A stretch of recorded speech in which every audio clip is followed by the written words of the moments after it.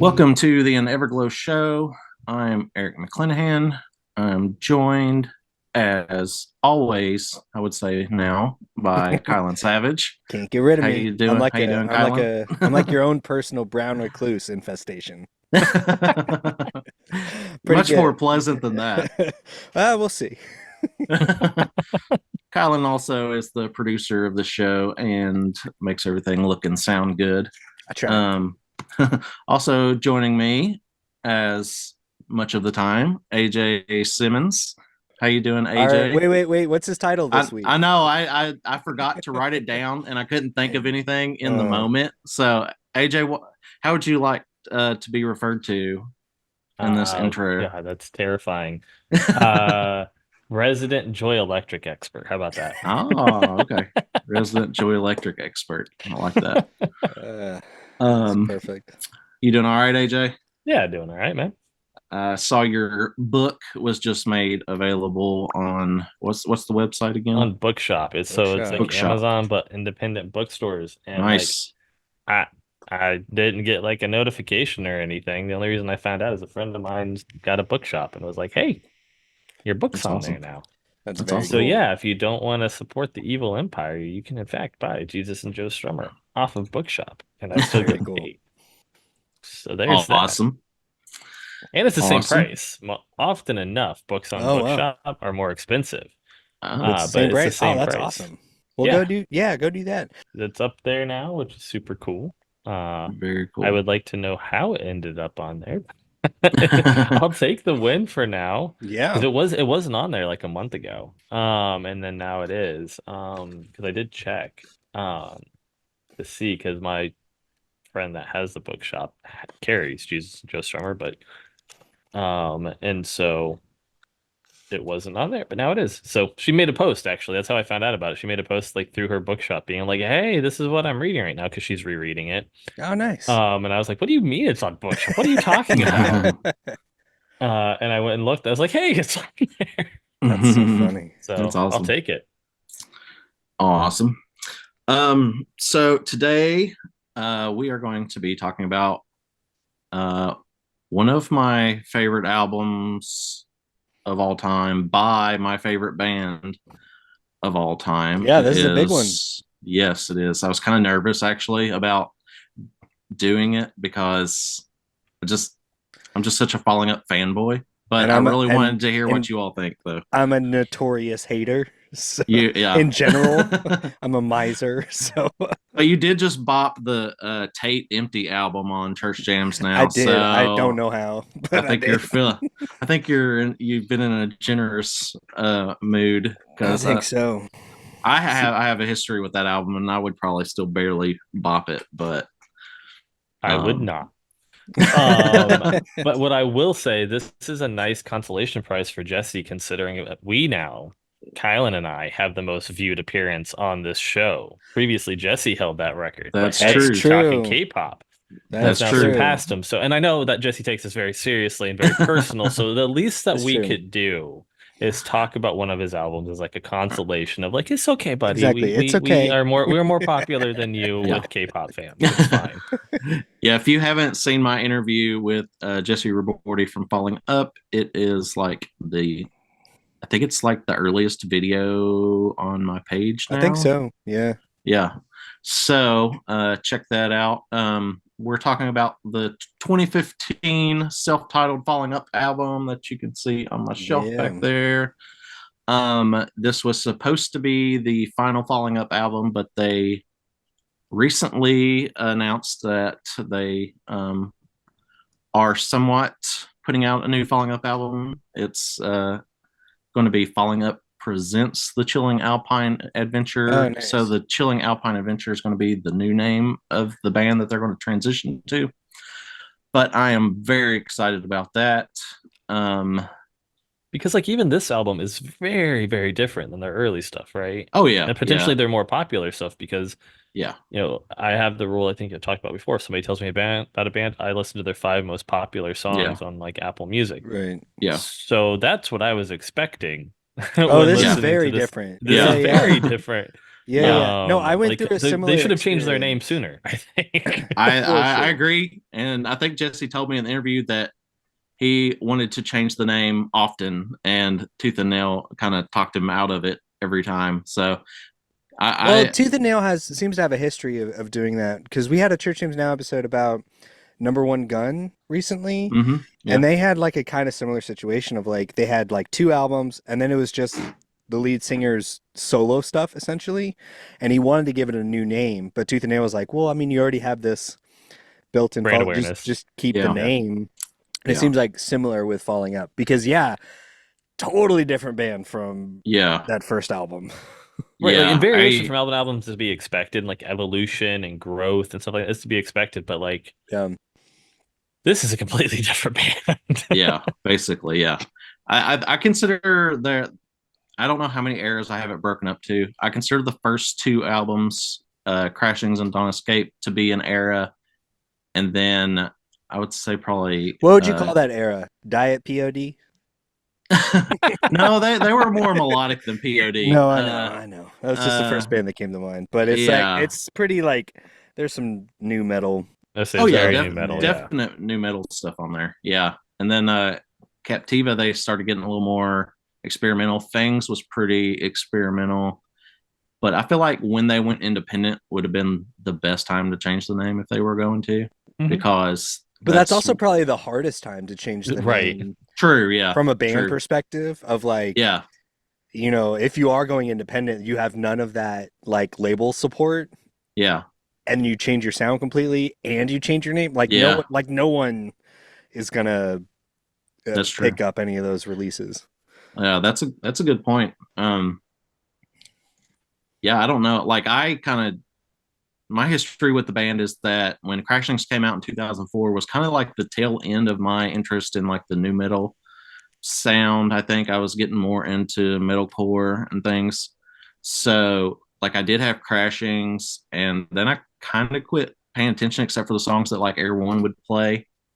And then David Martin, who we've had on the show, wrote some glowing reviews about their independent stuff, and that was when I decided to check it out, and the rest is history.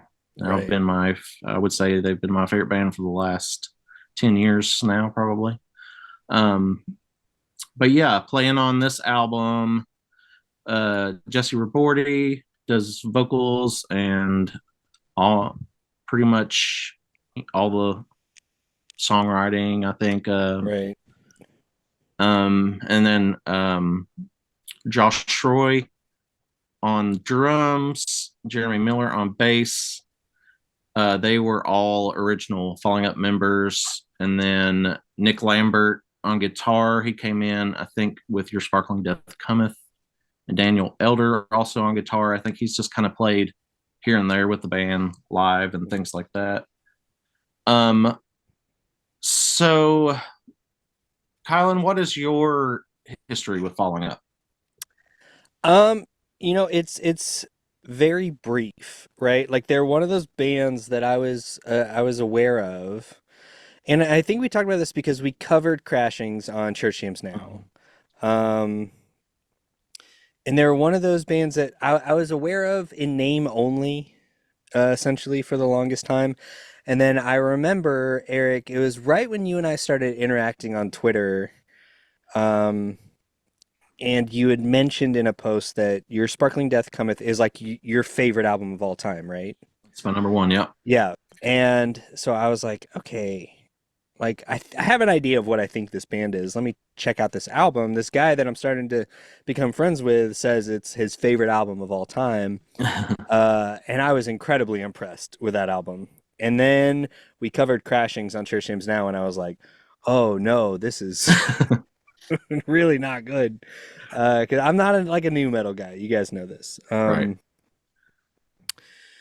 And I've listened to a smattering here and there. Okay. And that's about where I come into my this week listen. Okay. This album. So all right. AJ, what is your history with Falling Up, if you have any? Pretty similar to Kylan's. I had no idea who they were. you mentioned them on Twitter after I started following you on there like a year and a half ago. I listened to their first 5 songs, and then doing a deep dive on their discography had been on my to-do list and just never actually got done. So I had like the first 5 most popular songs from them. That was my exposure, and kind of like, yeah, all right. Yeah, okay. Yeah, I figured that's probably the experience of anybody who's not familiar with the band, and just because I say I love them, if they maybe go check it out, then they probably listen to the top tracks. And although one of the tracks from this album has recently snuck into the top 5, there had not been any of their like independent era stuff in their top 5 Right. songs on Spotify. Well, it was like the first 2 albums when I did that, and again, I go off of Apple Music, and so yeah, yeah, I think it was like just their first 2 albums on there, which, as you just noted, are very different. yeah, for sure. All right, I guess Well, go ahead. let's talk about you and Fall. This is your favorite band of all time. Yeah, talk. Let's not just jump right into it. Come on, let's talk about it. Well, okay. What do you want to know? I kind of gave my history, but I know, but what else? but why? Why? Let's dig into Eric McClanahan's connection with Falling Up. Besides the elevator pitch, right? Like I want to talk a little bit about why this band is so important to you. Like Okay.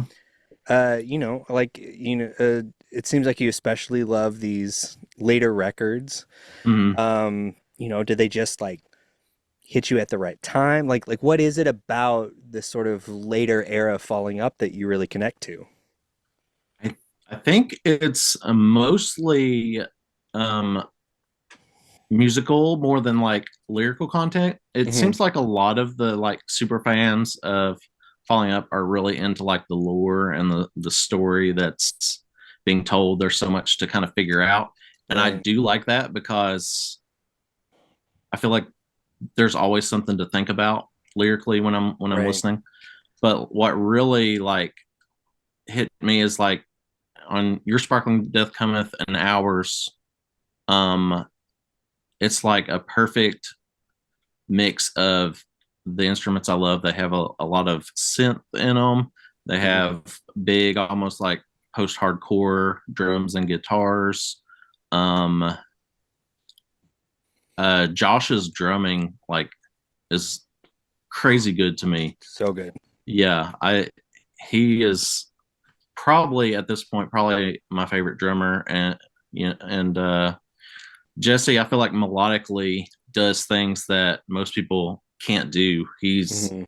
has a really high register. He is really into like phonetics and kind of Yeah. making things sound unique, I think. For sure. And I like the atmospheric production on the later stuff. I'm really into like music that kind of makes me feel like I'm floating or something Yeah. like that. Yeah, you like a lot of space in a mix. Yeah. You like and I think Jesse, so we also interviewed Jesse on Trishim's Down. We talked a Mhm. little bit about Say his like last name, Kylan. Let's pronounce his last name, buddy. Nope. Nope. You're the worst. Why are you gonna call me out like that? Come on. Come on. Robordi? Yep. Okay. I asked him before our interview just to make sure. I was like, "Is I it did Robordi?" too. I've heard. No, I did did too. I like even after your interview, and Yeah. then we interviewed him, Yeah. and I asked him right before, and then I immediately Your ADHD was like, yeah, that's forgot all of nice. it. Yeah, it's like because he's like he's a composer for like film Yeah. and television. Yeah. And you can really see that. Like he's got a real honestly, there's like I feel like there's a lot of similarities, not musically necessarily, but sort of world building wise with like Coheed and Cambria. Mhm. Yeah. Where it's like this sort of like sci-fi, everything's a little bit of a concept. Yeah. And Like it's a fantasy version. Like Coheed Cambria is very Right. sci-fi, It's and this is like a super fantasy yeah. world version. yeah, It's yeah. true. Yeah, and I feel like you can really see that kind of come together on these later records in particular. Like, I want a book written by him. Has he written a Right. book? Because like the way he He writes lyrics as Well, somebody that's he trying to wants to write. do. I think he's working on. I think he's got like a script. I think he's working on and maybe in pre-production on something. I think I think he's he's trying to turn it into movie, TV show. yeah, kind I of think so. thing. He's always working on many things at the same time. It seems like he's got a lot of ideas, and a lot of them end up, coming to fruition. I think, which is pretty cool. But he did do audiobook that goes along with the Hours album. You Oh. can download it on Bandcamp. Mhm. I think it's Jesse Calvin Rabordi page on Bandcamp. But yeah, it's not written. It's just audiobook, and it also has kind of like a score playing in Mhm. parts and in the background stuff. Mhm. Really cool. It's a fiction, fantasy, like you said, Mhm. book, of course. No, he writes so pretty. He writes very uniquely. Almost every single song on this album has like a word that you're like, huh, that doesn't end up in music very often. Right. Yeah, exactly. Yeah. I I recently found out that one of the lyrics in one of the songs, he calls something electric teal, which I'm very into Yes. teal and aqua and those kinds of things. And turns out that he has a podcast series right now called Echo of the Night for patrons that's kind of given the Falling Up history. And there was a couch in I think his wife's garage or something when they were dating that was a color that he'd never seen before, and they would start to call it electric teal. So that's kind of where nice. that lyric that's came cool. from. I recently asked him if he has a picture of that couch because I really want to see it. And he's supposed to be. He You said want he that thinks his couch? wife does. Well, I want to definitely like see a picture of it. Right. So That's cool. yeah, I don't know. I'm just very. I feel like their music, like I can't see myself ever getting tired of it. There's so many layers to both the music and the lyrics that it's like it feels like you can hear something different each time you Yeah. listen. For sure. Yeah, I guess that kind of sums up why I love the band so much. Nice. I love that. Thank you. Thanks for letting us go off on that little tangent of your Sure. personal connection with your favorite band on your show.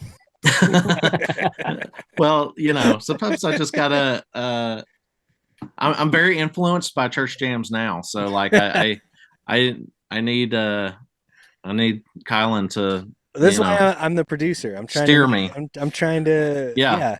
Do you know how many I'm trying to tangents they produce. go on that show though? That's true. Like Josh is herding cats the entire time, but It's very true. It's very true. You can cut this if you want. You probably will. I've listened to hours and hours of church jams now. A lot of times I still cannot tell if it's Josh or TJ speaking. Oh, that's so funny. Yeah. That's so funny. I don't know. I get their that. voices just sound so like- similar. I'm like that with so many podcasts. I'm just like, I love these people. I don't really know who's who. Yeah. I don't think the three of us really have that problem. I wouldn't think. No, I think we Yeah. all have pretty distinct Yeah. voices. Yeah, I agree. But no, I totally get that. There's a podcast I listen to called the King Cast, which is all about Stephen King stuff, and the two co-hosts literally sound the exact same to me. Like I have, and I've listened to it for years, Yeah, that's wild. hundreds of episodes. I have no idea who's who. That's funny. All right, let's talk about rating scale. Yes. Kylan, what is your rating scale this time? I'm Sticking keeping it classic. 1 through 5 stars. with the 1 through 5. Yeah, all I right. got 0.5s in there. Okay. AJ, what is your rating scale going to be this time? The 1 or 0 through 3? yeah, 0-3. The like it's only getting played in my car if somebody wants to hear it. All right. Background music while I work, like occasional rotation, and like you gotta hear this. That's my scale Nice. summed up. Spoiler alert, my rating scale for this album is 4.5 and 5. That's my that's That's my the scale bound, here. upper and lower bound. yeah. Yeah. Yeah. So we're gonna Uh, get like real nitty gritty with these, huh? Yeah, I've got my breakdown that I've shared on previous episodes. If you hear them, where I also do like a decimal system, I guess you'd say, or so like a 5-star could range from a 9.6 to a 10, depending on how strongly I feel that it is that. For instance, I guess if that makes sense. Yeah, it does. All right. You guys want to start, or you got anything else you want to No, I think mention? we're good. All right. Let's talk about track 1, Boon Flyer.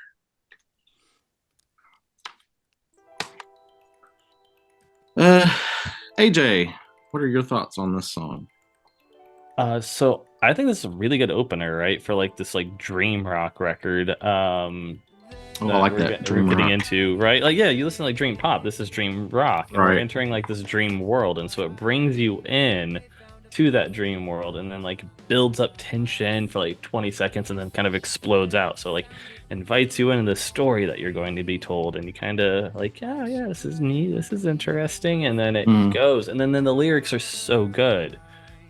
He's an author telling a story, right? Like he is not a songwriter writing a pop song or something like that, which there's nothing wrong with. Like this is an author that also knows how to play instruments, which is incredible. Yeah. So he's telling a story, and he has these really great lyrics, right? Like that. And then she left above a silhouetted, hollowed, and light. Like what? That is really great. But the first thing she said sounded peculiar and strained, like peculiar in a song. What? Yeah, You know, sure. and then Jesse and Co managed to do something that I thought was impossible. I think I've been pretty clear, you know, that I'm anti-noise and dead space in songs. Like, cut it. Mhm. It doesn't need to be there, either at the beginning or the end. Play your song, get out. If you feel desperate need to have like space, like audible space between your songs, it's a separate 30-second track or whatever Right. it needs to be. However, the bit at the end of the song is good. It sounds like a wind-up ballerina music box, and for some reason, it works on the track for me. For sure. So yeah, I think this is a great intro to this album, to this world, to this band. Mm-hmm. Love that. What score would you give it? The 3. Awesome. Kylan, I'm looking forward to your breakdown as well. Okay, well, you guys know probably my big note. Everything is too long. Too long. But I had something interesting happen this week. So I've listened to this album, I'd say probably about 5 times this week. And this is a total vibe record for me. Like, so much so it was really hard for me to like. I don't know. Some of my favorite listening experiences are when I can't even necessarily distinguish track names. Like, so it was really hard for me to like be like, oh, I really love this track because this album flows really well. Mm-hmm. Yeah. Incredible. Yeah, it all feels like a movement, right? Like it feels like it's got very like cinematic score. What? I have that note. Yes, this is a cinematic fantasy film. Yeah, exactly. For an hour. And so and I was just down to like just put it on track 1 and go about my day doing things and just kind of rolling through it all. There are a couple tracks that I don't love. And we'll get into that because this is not one of them. I gave this one a 4.5 because much like AJ said, I think this is a perfect sort of introduction. And I do weirdly love the space at the end of the song. Right. And I'm AJ, I'm like on your same page of like, I'm always like, yeah, this is way too long. Like cut this last minute. But for some reason it worked. I don't. On other songs it doesn't. I have the note of like, cut it. Yeah. But this one it does. Yeah. Yeah. I think they're one of the bands who I think going longer on songs and things kind of adds to the mood. Whereas like you all said, a lot of times that's not necessarily the case. It's just Right. cut it and get to it. But I think it's more of an experience that. Well, the thing is, yeah, I think to go back to the whole cinematic thing, I think it's because like they don't just jam Mhm. the way a lot of bands will use that space Yes. to just jam. There's Once again, intentionality. it feels very cinematic. Like it feels like a Mhm. score to a movie that we're not Yeah. seeing, but we're listening to. Write Right. the movie, Jesse. Let's go. Yeah, exactly. and like you said, it's kind of like one long, like experience rather than like a song, this song and this song and this song. Right. And for that reason, I have so many timestamps in my notes this time. Oh, sweet. I love it. Let's get into it. Later on, definitely I do. Yeah. Yeah. Okay. So the beginning of this sounds to me like it reminds me of a bug scurrying away from from the light. Those little kind of tick I love that. sounds or whatever. It ties back into later in the record too. Yeah. And I think like the drums on The drums are this so song good. They're so good. and the whole album are just like, I had never necessarily thought of this as one of my favorite drum albums until now, despite the fact I've heard it like 100 times or more. But it is definitely one of my favorite drum albums. And I like let's see, the eerie background kind of vocals at 1 minute and 25 seconds come in. I like voices. I think it's called on a lot of things, like the voices sound or whatever. They add a kind of a creepy element to it. Yeah, like in the background of that part. But yeah, this is a great introduction, I think, to the record. It's 9.7, 5-star for me. Nice. Yep. One thing that you noted that I actually have a note on almost every single track, and maybe you guys disagree, is the drums are too quiet Really think so? on almost all of them. There's one at the end where I'm like, hey, yay, Yeah, the like, get drummer's 'em- in the same room. Right. Because they're so good that Yeah. like that's my one real complaint besides the occasional like length comment is that like the drums Right. needed to be more mute mathy. Does that make sense? Like more present. For sure. Oh, yeah. Yeah. They needed to be compressed a little, and maybe add a little like saturation or something to them to make them. Oh, come on. I didn't get to say little... Music Man, help explain this to me. Like you I took think- that away from me, man. Oh, I'm sorry. I'm just talking. Come on. I think Matt Goldman producing a Falling Up album would be like a dream. Like the for way he sure. is so good with drums. Oh, yeah. Like it would sound so good. But I mean, it does sound good to me. I don't find myself like wishing they were up, more in the mix, but I can understand that. Yeah, it's still good. It just I would have Yeah. liked that a little bit more, Mhm. especially because at times like Jesse gets kind of really quiet and like that just would have been emphasizing some of the points that the lyrics are making. I think would have been useful to have the drums Mhm. louder. Sure. So Makes sense. For sure. Track 2, Flora, 7 minutes and 8 seconds. Kylan, how do you feel about this song? You want to know something crazy? Mhm. This doesn't feel like a 7-minute song to me. It doesn't. I agree. I have a similar note. Yeah. I can't explain it because it's super repetitive. But yeah, it does. It doesn't feel like 7 minutes by the time it's over. Because it does something, it like hypnotizes you a little bit, right? Like maybe it has something to do with the repetitiveness. Because after about like 4 minutes, you just kind of let it wash over you. You're just like, okay, well, this is my life now. I live within this song, and this is my reality.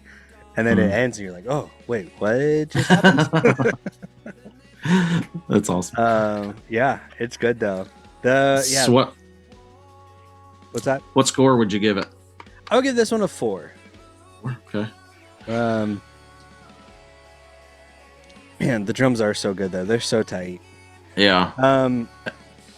The way, so the drummer, he does something that's really interesting to me, in that he really toes that line between being really flashy and giving the song exactly what it needs. He's right there on the line. Yeah. Which I think makes for like perfect drumming, especially for this kind of music. Yeah. I think his secret weapon, his drumming reminds me a lot of, okay, I don't know how to exactly make this comparison. But the drummer for the band, the Appleseed Cast, Yeah. his secret weapon is his cymbal work. Like, he does insane things with cymbals. Instead of just like hitting on a crash cymbal, he does all these like crazy little hits and ding ding dings like that fill out the space.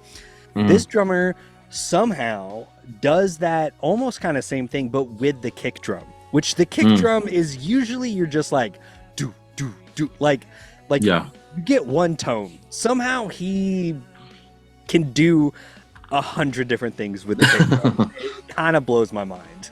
Yeah. And I'm not sure if he's going to be part of the new Falling Up album or not, because I interviewed I wouldn't say it was an interview. Me and Jesse had a discussion several years ago, and he said that he thinks that Josh didn't even own a drum set anymore. No, that makes me sad, genuinely. Like, Yeah, and he's not in the current pictures on Dang. Falling Up Spotify, so I don't know if he's going to be a part of it or not.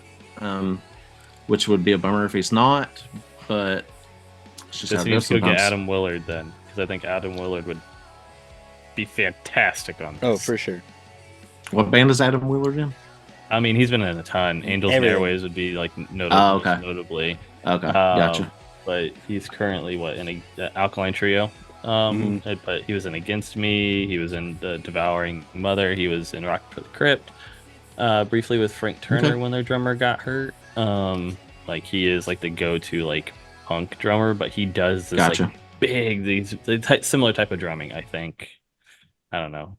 TJ's gonna listen to this Kyle and be like, "What is this guy talking about?" Like, his drumming is so very different. But I think that makes sense. He's a really like emotional drummer. Yeah. It's really interesting. It's hard for rock drummers to understand dynamics, and that's what I think makes this drummer like so good. He brings like a jazz mentality to rock drumming. Like, he really understands dynamics. I feel like he can hit those bit like most rock drummers, and even like, I don't know, someone like Trey Cool from Green Day, incredible rock drummer, but he hits everything so hard, and it's just hard, and that's it. And that is one kind of skill set. And then you have like jazz drummers, which just play soft and like really technical. And that's what I like about like really, really, really good sort of like post-hardcore and like post-rock drummers seem to really be able to find that balance between those two. Yeah, and I definitely think the drums are kind of an MVP on this record. Yeah, I agree. Actually, like, I agree that they are. It's hard for me to say an MVP of the record. It's all No, I good to know. me. Yeah. But I don't think they're the only. Yeah, no. I think it all just like right. works. No, I get together, what you're saying. Like, Completely. Yeah. AJ, what do you think of this song? I think I have some reoccurring comments. I think like beautiful music, beautiful lyrics. Once again, right? Like, she is moving on to where the goalies deep in green and golden glades. Like, that is again very poetic. He writes like Tolkien-esque and sometimes. I believe he's an influence. I believe Tolkien's an Oh, influence I on mean, Jesse. For sure. if it Yeah. wasn't, I would be very Right. confused and like impressed of like, how did you end up basically saying like if Tolkien listened to like a Rush album, right? And I do think like it doesn't necessarily feel like as long as it is up until like the last minute. At that point, it's kind of like, okay, this is now just just cut it off, please. Yeah. And save that, and it wouldn't have hurt anything. But no, I think this is a great song. I have this at a 2.5 out of 3. Okay. All right. Yeah, I think track 2 is a weird spot for like a false ending. But I like it. I like everything they do pretty much. So that's not surprising, I'm sure. What did you say you rated this? This is a 5-star, 9.7 for me. I like how, like I mentioned, that things I love about Falling Up. It's everything is so layered. There's a lot going on. I like how the tension is building when he's singing "Now We're Moving Down the Hallways." My understanding of this album is that it's about like kind of intruders breaking into a house. So I think that's what the "Now They're Moving Down the Hallways" thing is. The strumming pattern at 5:51 reminds me a lot of early Falling Up. I feel like they were purposefully like calling back to that era. Yeah, that like palm muted. Yeah. I feel like that style is more of like the kind of new metal style that they had, but they inserted it here. I remember when they were working on this album, they said they think that fans of all eras of Falling Up would enjoy it. And so when I was listening to it, the album definitely does not sound like early Falling Up. So I feel like those little hints right there are things that it's like a Falling good Up fans sort would of, enjoy. Farewell album. Yeah. Right. Of like calling back to some of that early stuff. Like, yeah, that makes sense. For sure. So yeah, 5-star, 9.7 for me. Nice. Kylan, what did you think about like the false ending or whatever you would call it? Like I said, it all just, it just washed over me. And then I was just like, I just felt hypnotized by this song. Awesome.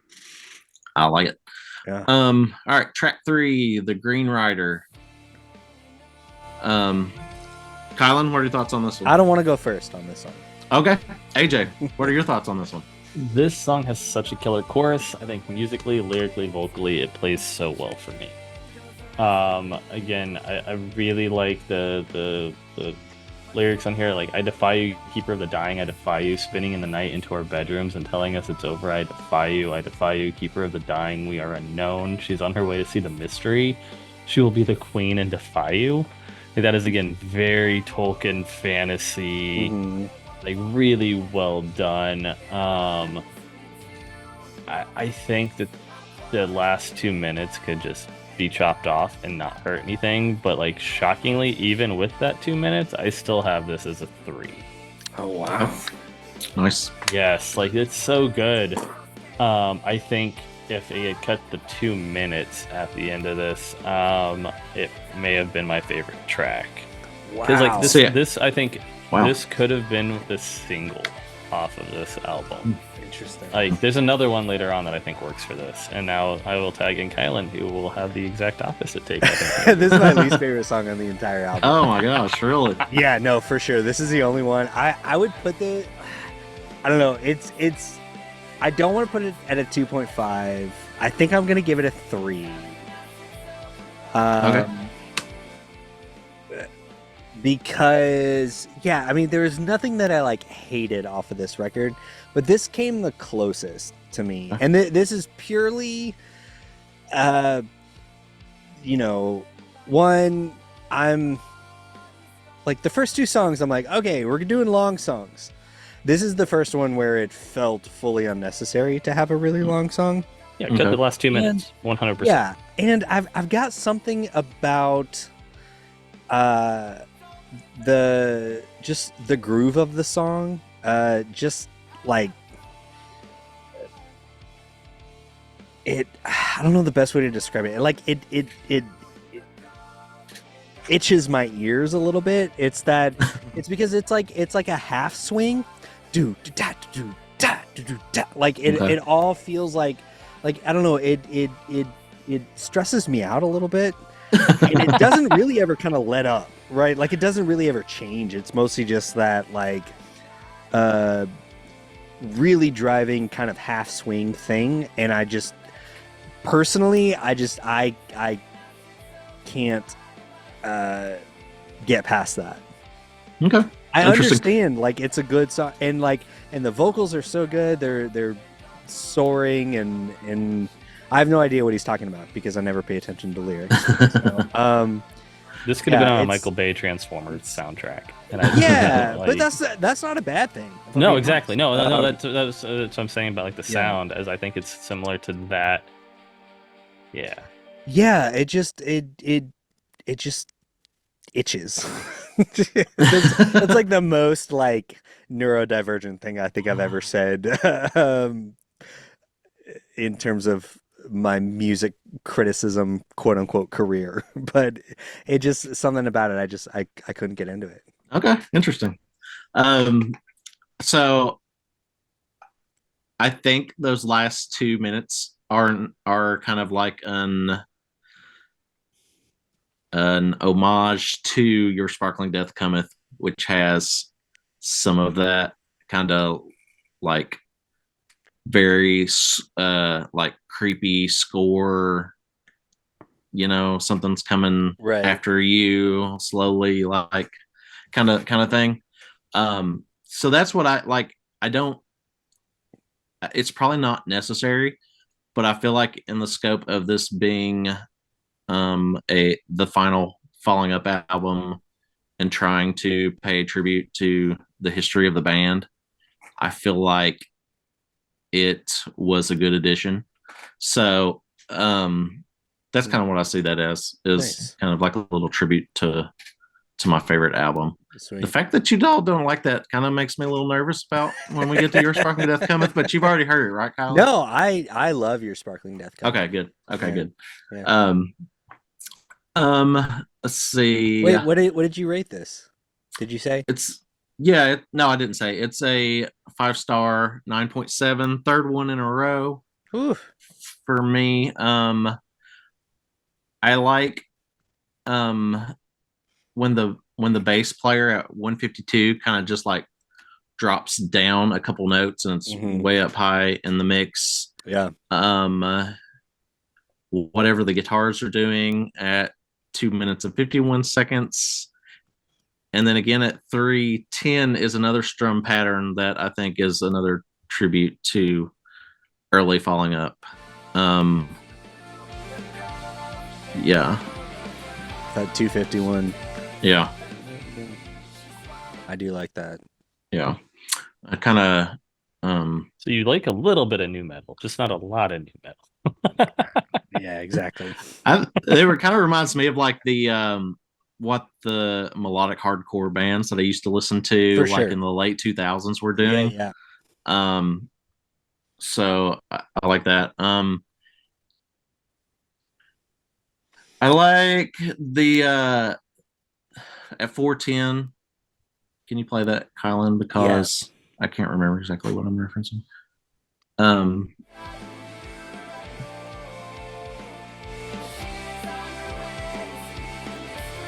Into the mystery, I like the idea of like moving into mystery, I guess. Like, Yeah. because I guess you don't think of the mystery being a place, which I think that's kind of what it's saying there. Right. So yeah, that's Okay. most of my notes for that one. I love that. Okay, I just have to bring up. I love that AJ and I are on total opposites on this song because we just had a conversation this week privately about like all of the overlap between our interests are like so close.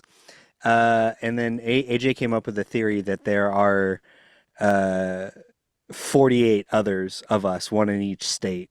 That there's like we're like weird analogs for each other, and it's always fun when we, at least for me, when we come out on opposite sides of something. That's funny. It's like 90% of the time it's a overlapping circle. It's not Yeah, a Venn exactly. diagram. Yeah. Yeah, it's like that Venn diagram just like spreads out like just a little bit on those Just edges. a little bit, and it's Yeah. mostly around jars of clay.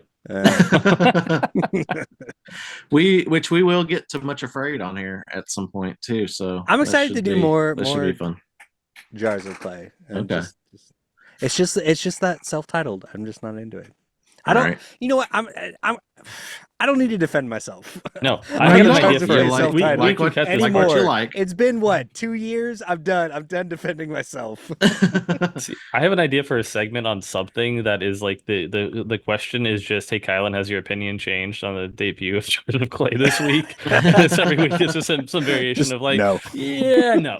Nope, not happening. Oh, that's funny. That would Okay, be- check in next that would be week. Well, funny. I'm gonna That be would right be back. I'll funny. be right back. Okay, cool. All right, go ahead. Do you want me to keep? Should we keep going?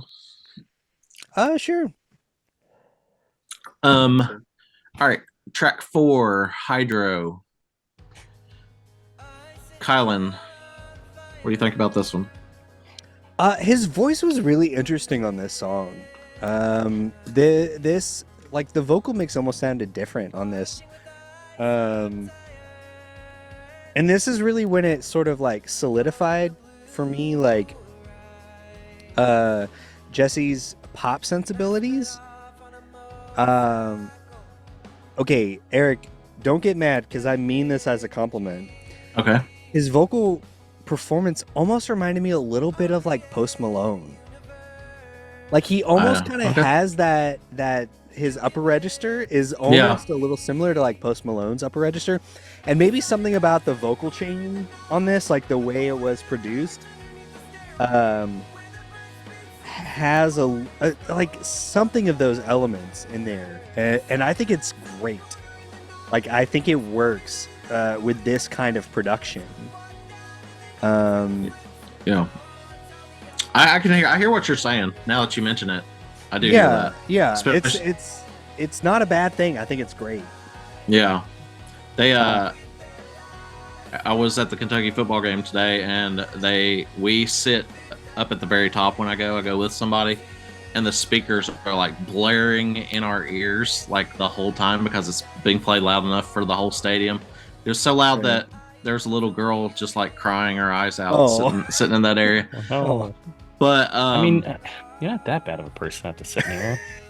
but yeah, when Post Malone is playing that loud, like next to you, loud enough for a whole stadium to That's hear, a little much. like that what you said hits on a different level. And I definitely can. Sure. I definitely can hear that for sure. Like What, there's something, and he's got like a little bit of vibrato. He doesn't have the full Post Malone like kind of thing. That he does, but he's got a little bit of that. And there's no, I something can about the definitely vocal. hear it. And there's definitely like some real pop stuff that comes through, not in the production, but in the vocal performance. Like if you had just added some like 808s and like really simple synths, like this could be a modern radio pop song. And the fact that it came out 9 years ago, I think is really interesting. I love this song. Do you know how happy I would be if they put a 808 in a Falling Up song? Like just a R&B slow jam with the slow jam 808s in a Falling Up song. I'll reach out to Jesse and see if he's willing to give me any vocal stems, and I'll do a pop remix just for you. Do it. Yes. Please do. That would be so much like fun. Influenced by Keith Sweat slow jams. Oh, yes. totally. I'll do the Heck Keith yeah. Sweat version of the Falling Up self-titled. That would be remix. amazing. I give this a 4. A 4, okay. AJ, how do you feel about this one? Talking about Hydro? Yep, Hydro, sorry. Interesting. This might be my least favorite track on the album. Oh, of course. No, it Oh, had wow. to be. It had to be. Okay. So what saves this track, in my opinion, is the catchy chorus. Again, like the pop catchy chorus. Like Yeah. it's a 2.5. Like don't get me wrong. I just played my hand here. It's a 2.5 out of 3, but it's like a 2 without that chorus. Like Yeah. and so I also think you can cut the last like 30 seconds, but it does have, I think, a pop like radio friendly chorus to it. So yeah, 2.5 out of 3 for me. I don't have a ton of notes on this. It was just like it wasn't I was active like, oh, I hate this is terrible, delete it from the out. It was just kind of like, Right. I mean, a 2.5 Well, out I'm of like, 3. That's yeah, pretty darn mostly good. because they said like the chorus gave it like a Right. bump from a 2. Because like Right. that's what a 2 is. It's kind of like, Yeah. yeah, I don't dislike this. Right. But I do like it. Because again, I don't think that there's such thing as like meh. I don't have an attitude on me like art. Right. So it does lean towards the 2, but soft 2. I will say to the discussion around the 808 drums, you'll appreciate this, Kylan. Anytime somebody mentions 808, who do I think of, Kylan? What singer do I think of that mentions 808 drums in her lyrics in one song? You can't put me on the The spot like group that. I don't Black know. from the 90s. Kesha. Heartbeats BLAQUE. like an Oh, 808 Heart- drum. yeah, Oh, no, yeah, of for course. Okay, so sure. anytime somebody mentions 808 drums, I immediately think of Kesha, That's which I good. think is that Your Love Is My Drug, right? Yeah, my heart Um, beats like an 808 drum. yes, and so My talking drug. about 808 drums, I started laughing because I love Kesha that. came to mind I while love that. talking about a Falling Up album. Welcome I to may the have Everglow show. I may have And that mentioned the sentence checks wrong out. R&B That group sentence too. 100% checks out. That Yeah. like we're gonna talk about Kesha Oh, in the that's middle of it Falling Up. Yep. um, yeah, where were we going? You have Yeah, to is give that all Oh, you you your had had my on that rating. one, Did you AJ? give your rating? Okay, so this was my first favorite song on the album. Like Nice. after my first listen or two. It, as is the case for a lot of these albums that are in my top favorites, my favorite on it has been several tracks at one time or another. Um, I think the chorus is just really unique, Mm-hmm. and um, combining that with the fact that I really just like Jesse's cadence and um melodies, like I love the chorus quite a bit. Um, I It took me a while to realize for some reason that at 108 the chorus of In the Wood Shop makes a brief appearance. Yes. Oh, cool. So it's kind of I guess foreshadowing in the wood shop. I only caught that when I looked at the lyrics earlier Yeah, today. it took me so many listens, and I don't know if it's like, I feel like if it were a, you know, after that song, it would have in the album, it would be like, okay, but Right. But the fact where that it it's comes before, before yeah. that song, like it took me so long. Well, I love Um, that. I love having those moments on albums I do too. where you just like you kind of discover those things, and it Yeah, really speaks to like an intentionality, right? Of Mhm. yeah, like Jesse and Falling Up want this to be viewed as like a full work, and it ties back into the whole cinematic thing, man. It's yeah, Chekhov's chorus right there. yeah, Like, yeah. Um, I like is all right. You can cut this. I'm struggling today for some reason. that's all good. Me too. So we'll be fine. Every day. On the outro, is that a harp? Let's see. Let's listen. Yes, 100%. Ah, love that. That's 100%. another thing that like, cause where they do the thing that sounds like the music box, you know, a few times on here that you alluded to. Yeah. Like, I think in my head I thought this was another moment of the music box, Yeah. but it's actually a harp. Yeah, it's a harp and an acoustic guitar and a Yeah. piano and a synth pad. Basically just kind of all like Yeah, building this moment. yeah. But the So synth this is like super subtle. Like later on, there's a song that the synth is very present, in Mhm. my opinion. And then like, but the rest of the album, including this, it is. It's all just like kind of pads, like it builds like Yeah. a just to add space to everything. I like pads. I really like that. My favorite thing about modern worship music is that they use a lot of pads. Oh, for sure. Like but yeah, like the synths on Ours and Your Sparkling Death Cometh are some of my favorite elements of it. So I think it really speaks to the I guess the strengths of this album being elsewhere that still carried it to be one of my, all-time favorite albums. Yeah. But yeah, this is a 5-star 9.8 for me. So it's like around top 250 favorite songs of all time. Wow. Yeah. I'm the one that's wrong on this, apparently, then. Like 100%, I'm the one that's wrong on this. Hey, Um, you're in the Kylan role right now. How does it I'm feel? okay. Revel in it. It's great, right? It is. I feel like Plus- an immense amount of power right now. Exactly. Plus, it has that electric teal lyric, which, guys, I'm such a Yeah. sucker for teal. See my Dolphins helmet It's back good. there, and yeah, I just love it. All right, track 5, The Woodworker. AJ, what do you think about this one? I'm a little hesitant now. But this might be my favorite song on the record. It's so good. It is, right? Like it's got this beautiful piano work. I love the lyrics, right? Like, and I wait in the shivering night, somewhere a voice spoke inside, and you climbed through the window outside, and you told me to search for you there in the mystery. Like, Yeah, and bringing back the mystery Yeah. thing. exactly, Yes. exactly. And like shockingly, I don't mind the outro here.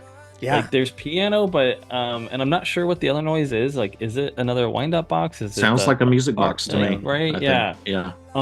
But this is such a good track. It's so beautiful and well done. And like I think that this is like it's another one I think is contender for my favorite. But like this part right here that we're in, yeah, I really dig this part. It reminds me of something. It's like I can't figure it out. Like it's not May exactly, but there's like I have a description. But is it now the time?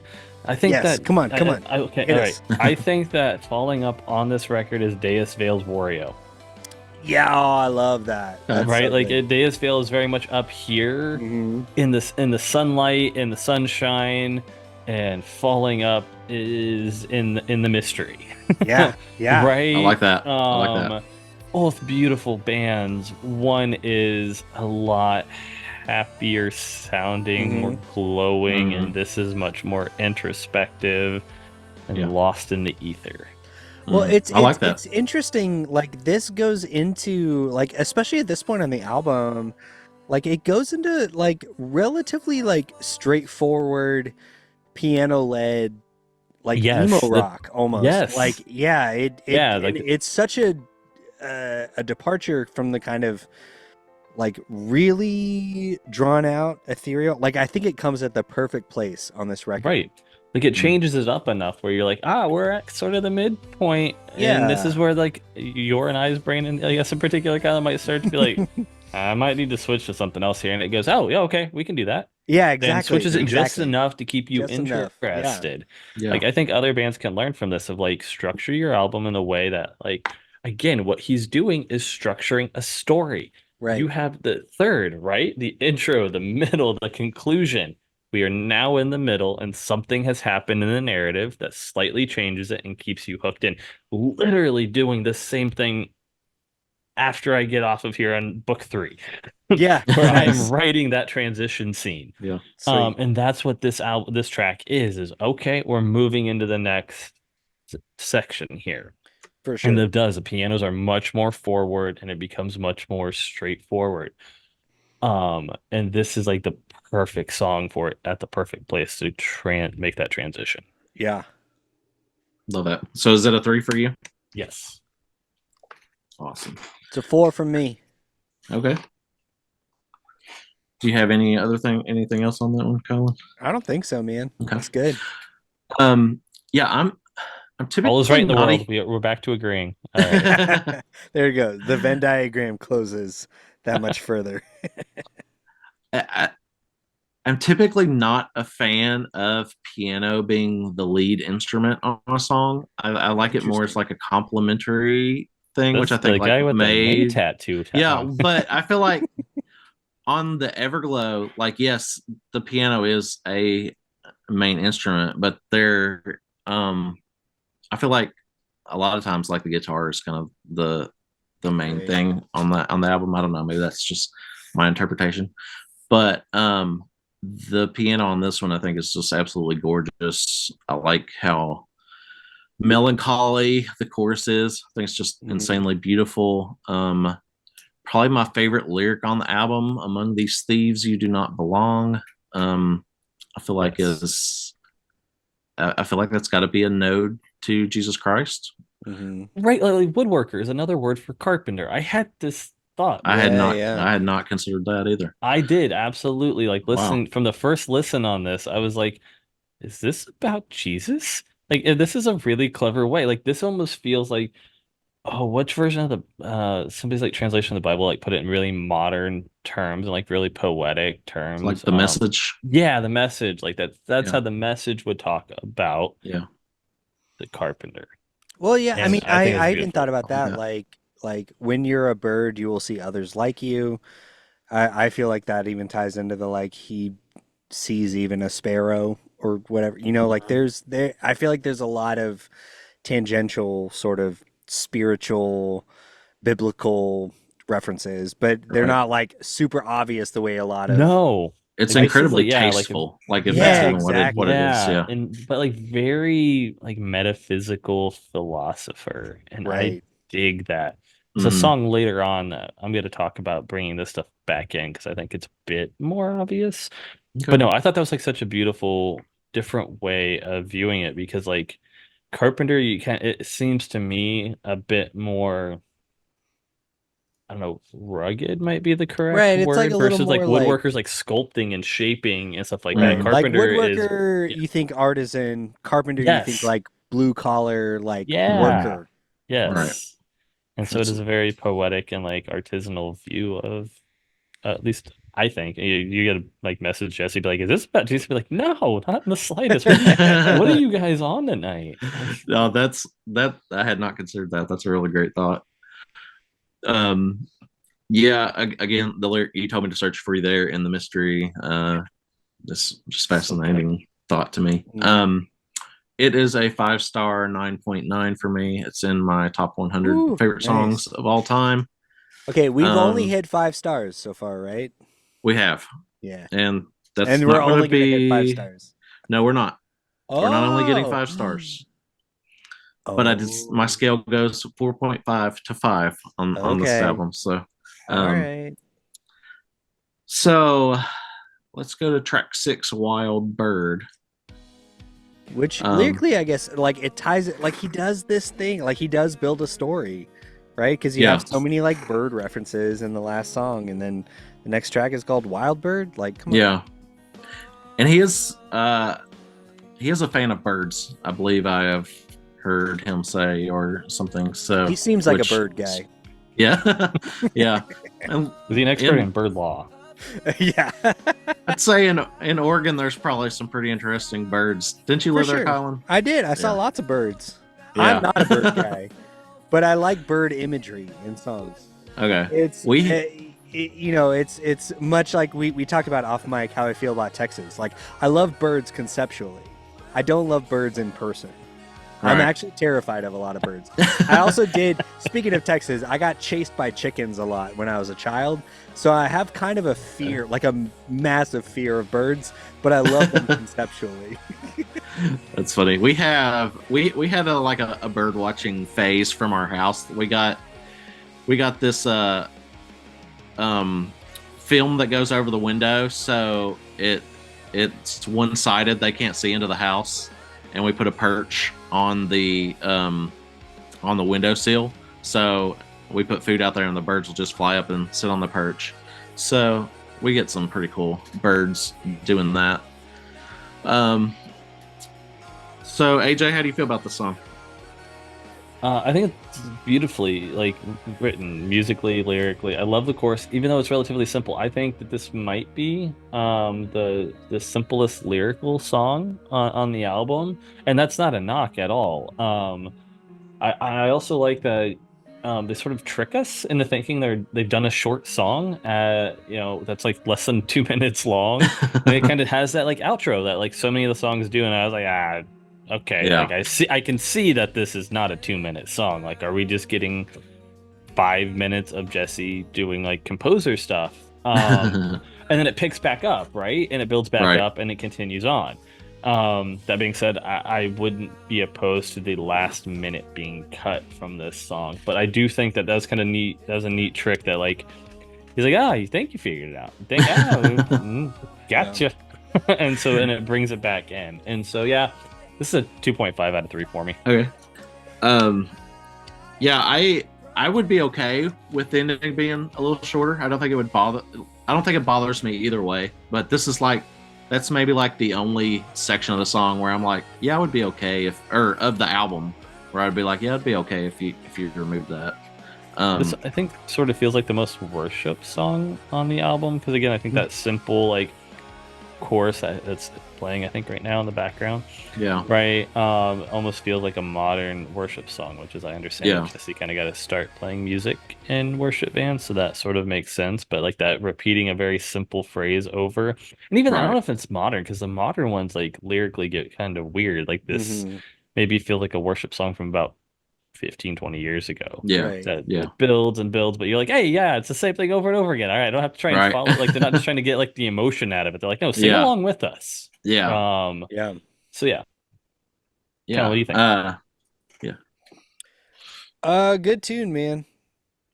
Okay. That's it. All right, done. Yeah, no, I agree. It does feel really simple. It feels really worshipy, but like not in a I don't hate it. not in like a pandering way. Right, Like exactly. it This is does not a it does Hillsong worship Yeah, song. exactly.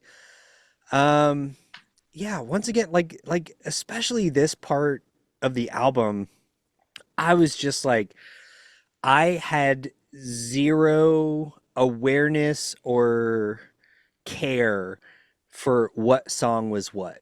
I just kind of let it wash over me, right? Yeah. I'm just like, all right, I'm just like vibing out for the Yeah. next hour, right? Yeah. I think it was amazing. I think I hold on, let me look. I put this at a 4. Awesome. Spoiler alert. I think overall this is a 4 out of 5 record Okay. for me. Okay. There's a little variation. Got a couple 4.5s, got a couple 3s, but overall it's a 4 out of 5. Yeah. I like how it starts off really pretty, and then like at 57, the guitars get like super heavy. I Mhm. guess by Falling Up Standards, almost like a post metal album. Would I Yeah, kind of for feel sure. like? Um, but yeah, my only other real note is what I said about the ending. I would be it's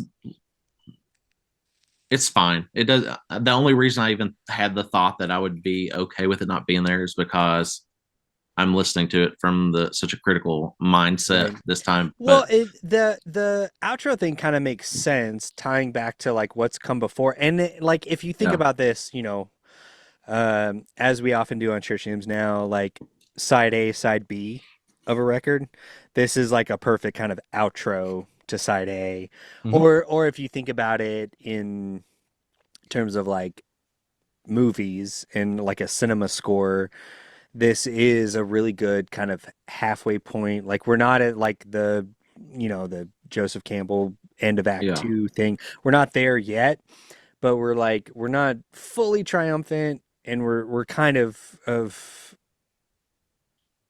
like a little bit coming out of that part A, and we're going into like the meat of the darkest part of the story. So you need something a Yeah. little bit uplifting, which I feel like Yeah, the that outro of makes this sense. song does. Yeah, it's another 5-star 9.7 for me. I think at times since I started this system, I've had it at 9.6, but I think just the heavy guitars and the parts of the song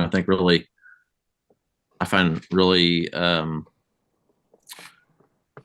are shoot. Kylan, I'm sorry. You're gonna have to What? edit No, you're this. good, man. We're good.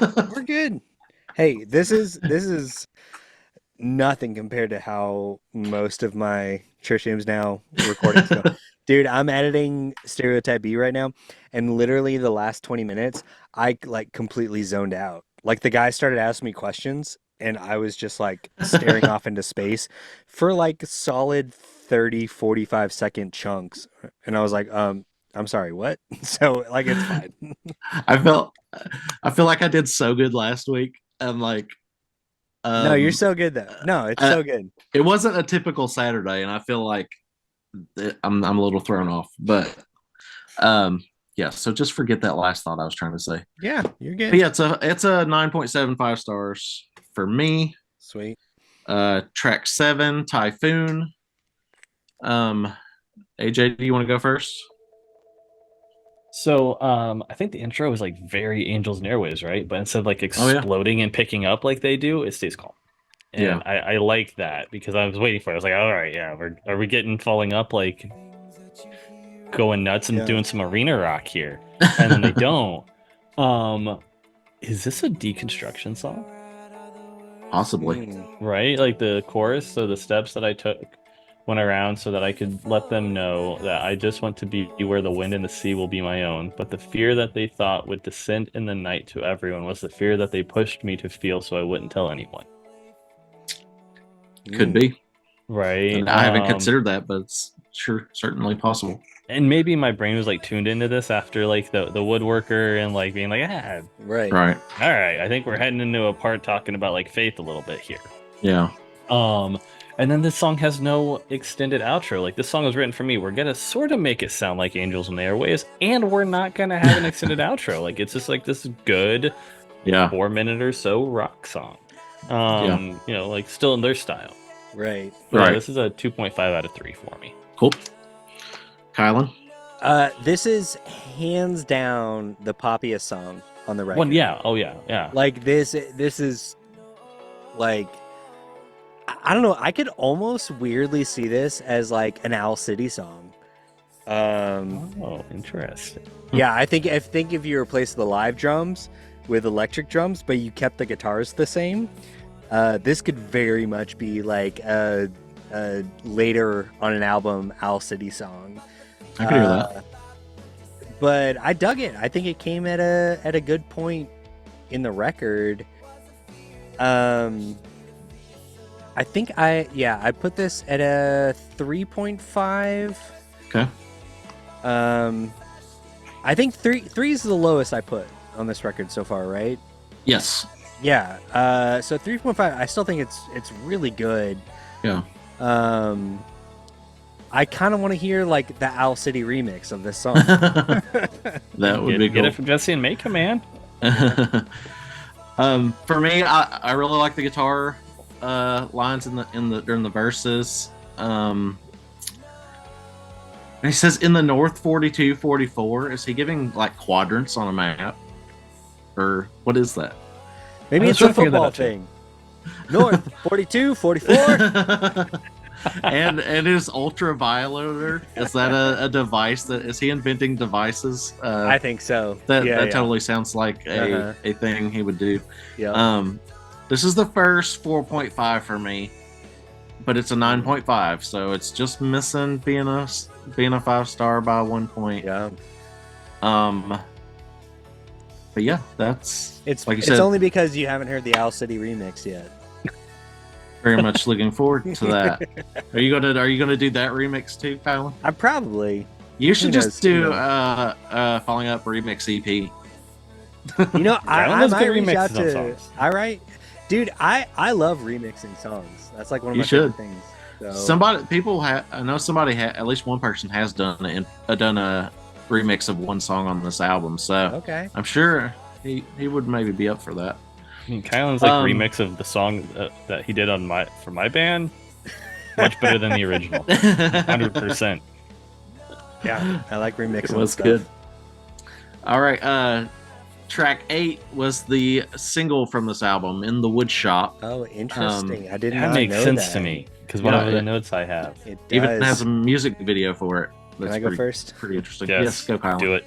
I did not realize, like fully did not realize. I understand how much this makes sense. This is by far the shortest song on the record. Yes, This is True. absolutely my favorite song on the record. it's one of mine. It's It's so good. This got a 4.75 from me. Ooh. okay. Um, You just couldn't give it a 5, could you? No. Well, I'm not as familiar with my 5 stars are usually like reserved for songs that I'm incredibly familiar with. That I go. Okay. So this has potential Okay, to be a gotcha. 5, right? Gotcha. Like that's something we haven't talked about necessarily on this series, but a lot of this music I'm being exposed to for the first time, Right. and I don't necessarily feel comfortable giving that final 0.25 unless if we revisit this in a year, this very much has potential to change to a 5-star. But I did find myself listening to this song individually more than any other song on the record. This felt like the perfect synthesis of everything they had been doing so far on this record. It's got a real sort of like melodic post-hardcore groove. I like the guitars feel heavy even though they're not. There's a ton of clean guitar, a lot of delay. Like there's a lot of that space within the mix, but it feels really like structured. Like it makes a lot of sense coming right after Typhoon. Typhoon feels like the tightest sort of like pop song, and this feels like it took the best parts of that and the best parts of some of the other previous songs to build out this really nice, really full mix, and like it's just got like a nice groove to it. Great. 4.7. So I look back, Kylan. You gave 3 5-stars on the All the Day Holiday album. Did I So, really? Okay, well, yeah. fine. This is a No. 5. Okay. No, that's Okay. the only one you've given any 5s on. Well, that it looks okay. like. If I did that, here's the thing. I'm all about context. This is also the hardest thing for me of like rating individual songs because Right. Yeah, My- no, that's not my- really your jam. my experience changes week to week, right? Like it depends on emotionally other things happening in my life, how I experience art. And I don't typically remember any of my rankings. Once I give Yeah. them, Oh yeah, 100%. They're gone. They're gone. out of my like, head. as soon as I we're have no done idea. recording. but if I did that, so given that context, I am more than comfortable giving this a 5-star. Okay. I know you really loved the All the Day Holiday album, so I I'm not did, saying. But I I'd really say- love this song too. Yeah. Okay. I was Um, maybe just a little grumpier in general this week than I was when Okay. I heard the All the Day Holiday. But if I did give those 5s, I'm more than happy to change that to a 5. Okay. AJ, what did you think of this one? So this is another contender for a favorite of mine on the album. I Okay. completely agree with Kylan. But like to your point too about like new things that you're exposed to, like there's albums that I've been exposed to thanks to you all over the past like year and a half or so that I'm like, give it another 6 months and this is probably like a 5-star, Right. like 3 out of 3, like a favorite of mine. But there is something about time that I'm sitting there being like, hold on. This album here that would knock off my list has been in that position for a decade. Right. I'm sorry, an Yeah. album that I learned about 6 months ago ain't Yeah. knocking it off. So Yeah, I get I that get that. point. Mhm. But yeah, this is one of my favorites on the album. I really love the vocal effect on the chorus. I have no idea what that is. Music Ooh. Man, can you explain to me what yeah, that yeah. is? Hold on. Let's figure it out. Right here? Wait, no. Where's the chorus? That was the end of it that you were just Yeah. on. Yeah, there you go. It seems like some harmonizing, but with some Yeah, it's- delay. Okay. I know it. There you go. So I think, okay, I'm not 100%, but I think it is the main vocal with actual human harmonies and a vocoder underneath. Okay. Mm. So That the makes sense. vocoder is, for listeners and viewers that may not know, a vocoder is essentially a synthesizer instrument Mhm. that takes its input from a vocal.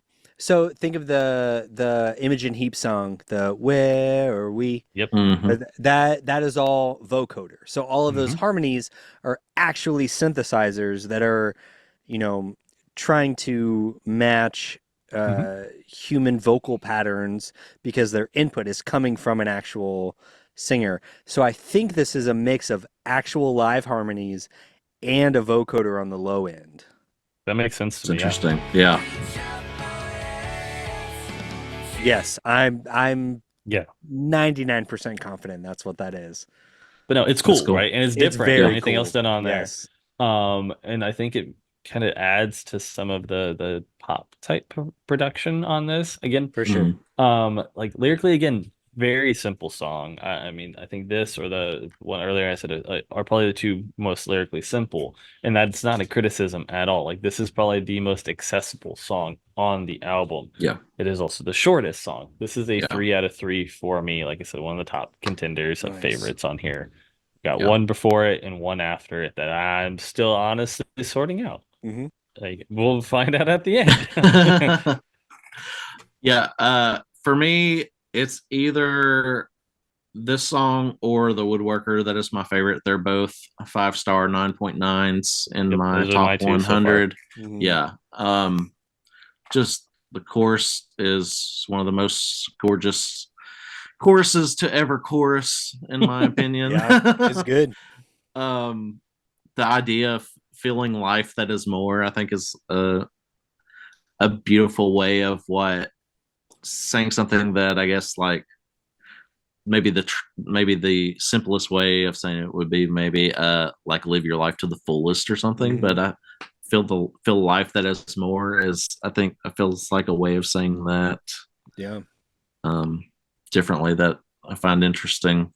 Again, the piano is used pretty masterfully on the song. Mhm. It doesn't feel like a 3-minute song to me, and I don't know if it's just because I'm used to, like, it feels like a longer song because it's I guess like I'm not used to songs being this pretty and this short. Right. Yeah. No, that totally makes sense. Yeah. So yeah, 5-star, 9.9. Just incredible. I'm excited that it has creeped into the top 5 most played Falling Up songs. At least in whatever the time frame that they track That makes that sense to me, is. though. Yeah, for sure. That's from what I've heard. I haven't heard their whole discography, but I Yeah. do think this is the most accessible on this Mhm. album. Yeah, For I sure. agree. All right, track 9, Rangers. Kylan, you want to go first? Yeah.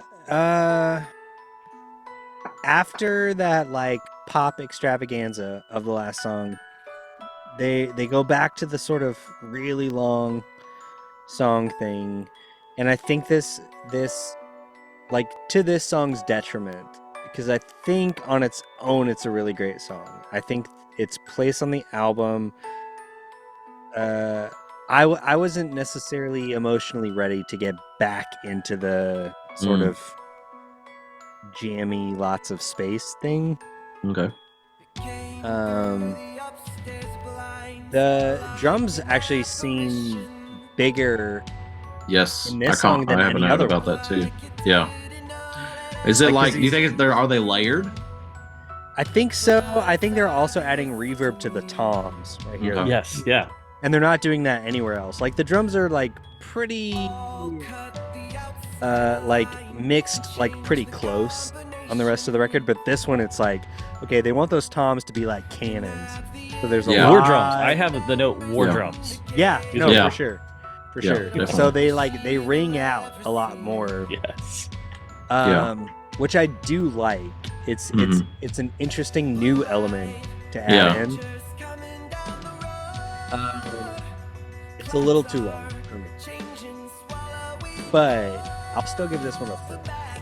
Okay. That's fair. AJ, what do you got on this one besides the war drums? So shockingly, I don't mind the piano entrance. It feels like very whimsical, very magic story, like Chronicles of Narnia or something, like Lucy coming into Narnia for the first Right. time, right? And like the war drums almost are like the queen riding up on her, right? Or the White Witch, I should say. You know, riding up on her, and then like there's this cool like guitar work that starts. I think it's like a minute 45 or so, where like this guitar enters that's not there before. That Mhm. makes it feel different at that point. Yeah. And then it explodes in that great chorus that's in there, right? Mhm. But cut the last minute or so when you combine it with a long intro, which I'm good with, right? Like I'm Yeah, actually on yeah. board with a long intro. Mhm. Yeah. We don't need then a they long do the outro. long Yeah, outro, right. and it just feels a little too much. Pick one. All right, you got me on the first part. Take your win. Right. And stop. Exactly. But no, this is a good song. This is probably a 2.75 for me. Okay. Sweet. All right. Yeah, like is that again the music box that's like at the beginning? Yeah, the China yeah, music box. Yeah. I'd be curious to find out how they got that. Like, did they just play like a wind up a ballerina magic box? I was wondering that I'm too. guessing Yeah. so if you're trying to like recreate that sound, I think it's a combination of an upright piano and a glockenspiel is essentially, I would say, the closest analog instrument wise. Like if you're trying to recreate that, but then like make the melody your own. Because essentially the way those music boxes work, it's almost like, do you guys know what a kalimba is? No. It's this little instrument. It's an African instrument. It's like a wood block with a hole in it. And it's got these like little metal tongs, almost like fork tongs that stick out, and you hit them with your thumb, and it does that like plink, like plink, plink, plink kind of sound.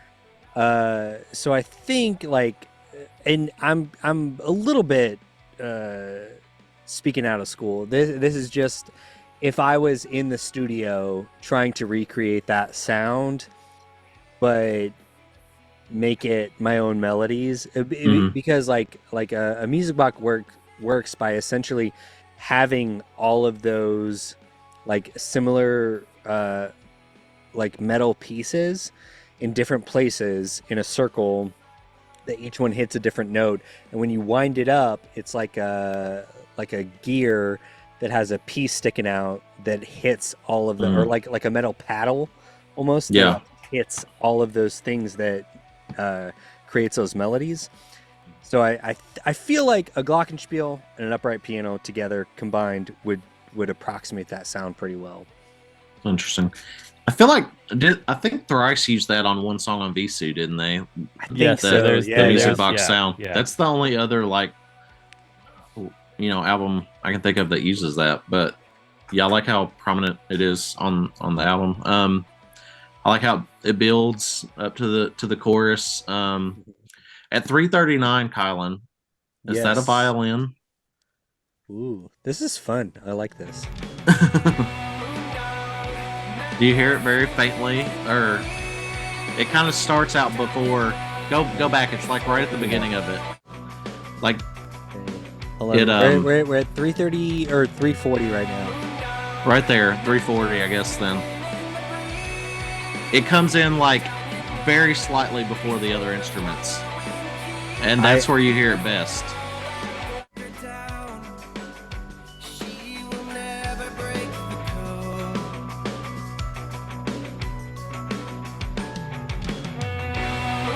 Oh yeah, dude! Oh, Yeah. that's awesome! I didn't catch that. That's cool.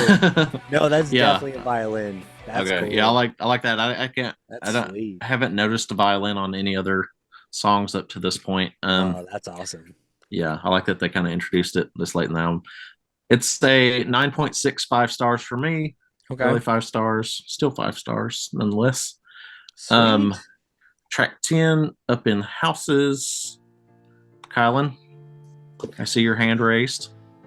Okay. If In the Woodshop is now canonically for me 5 stars, Okay. this is 4.75. Okay.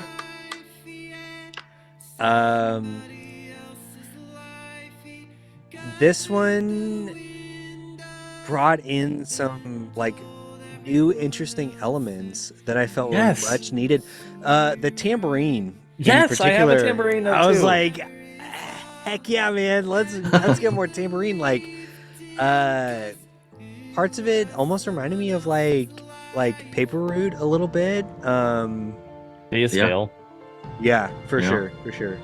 Just I love this part's so beautiful. I Yes. like Yeah. 50 seconds. War drums.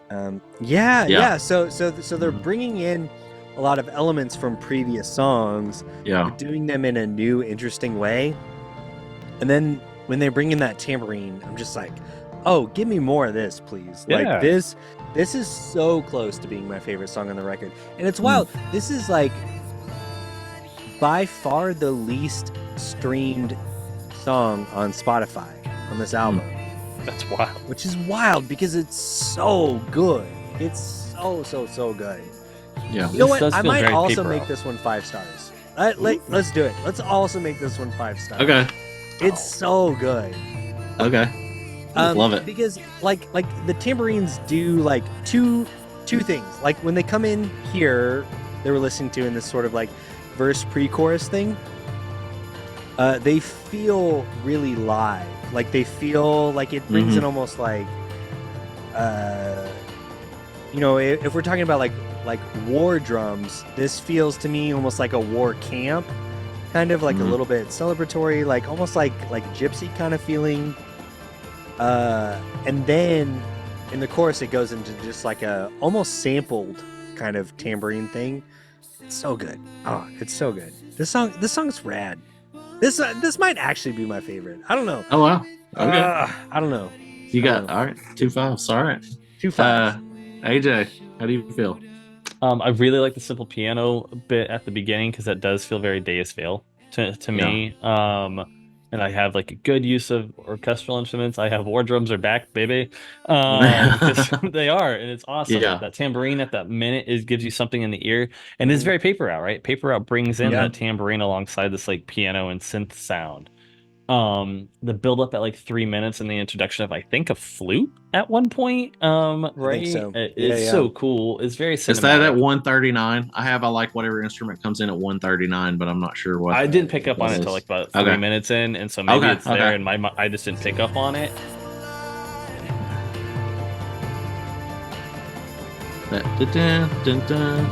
What? I don't know what that is. That feels almost orchestral, like synth almost. Like well, it feels like strings right there. yeah, And then maybe I think that melody is picked up again by a flute. I don't know. by a flute. Yes, yeah, I think that makes sense to me.